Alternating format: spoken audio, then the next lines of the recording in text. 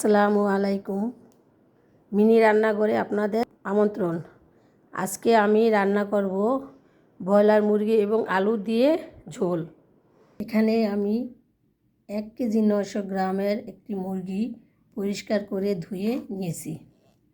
নিয়ে নিয়েছি 3 থেকে 4টি আলু, আমি এটা কেটে রেখেছি। নিয়েছি আদা বাটা, রসুন বাটা, হলুদ গুঁড়া,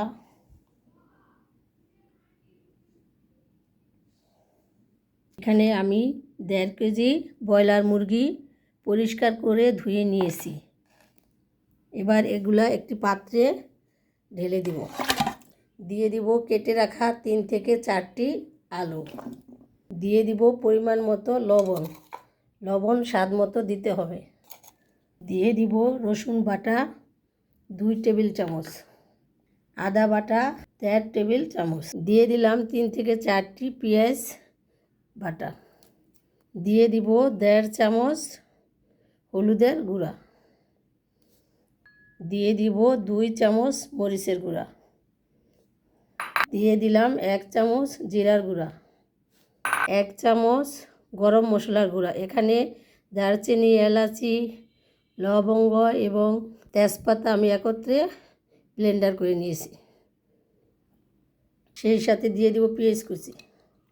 এবার এগুলো আমি ম্যারিনেট করে নিব। সমস্ত কিছু একসাথে ম্যারিনেট করব। এভাবে আমার ম্যারিনেট করা হয়ে গেছে। এবার আমি 10 মিনিটের জন্য রেস্টে রেখে দেব। আমার 10 মিনিট ম্যারিনেট হয়ে গিয়েছে। এবার আমি দিয়ে দেব কাপ খাবার তেল দিয়ে ভালোভাবে নেড়ে চেড়ে এবার চুলায় পাত্রটি বসিয়ে দিব মিডিয়াম আঁচে।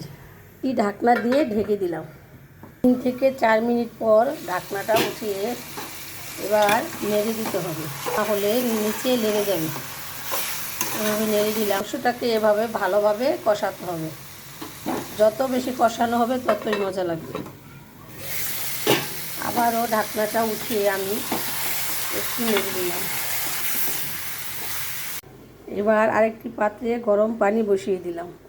গরম পানি দিলে মাংসটা তাড়াতাড়ি সিদ্ধ হয়ে যায় এবং খেতেও ভালো লাগে। এভাবে করে 3 থেকে 4 বার ঢাকনাটা উঠিয়ে মাংসটাকে কষিয়ে নিতে হবে। যখন দেখবেন উপরে তেল ভেসে উঠেছে তখন পানি দিয়ে দিবেন। আর তেল ভেসে উঠতেছে, আমি আর একটু অপেক্ষা করব। আমার 12 থেকে 15 মিনিট মাংসটা কষানো হয়ে গেছে, তেল ভেসে উঠেছে। এবার আমি গরম পানি দিয়ে দিতেছি গরম পানি। এখানে পানির পরিমাণটা একটু বেশি হবে, যেহেতু আমি আলু দিয়ে রান্না করতেছি। ব্রয়লার মুরগির লবণের পরিমাণ ঠিক আছে কি না দেখে আমি এটা এবার ঢেকে দিব। আর চুলাটা একটু বাড়িয়ে দিব। এবার ঢাকনা উঠিয়ে দেখতে হবে আমার আলু সিদ্ধ হয়েছে কি না। হ্যাঁ, আমার আলু সিদ্ধ হয়ে গেছে। এভাবে আমি পানি দিয়ে 15 মিনিট রান্না করেছি। মাংসটা আমার হয়ে গিয়েছে।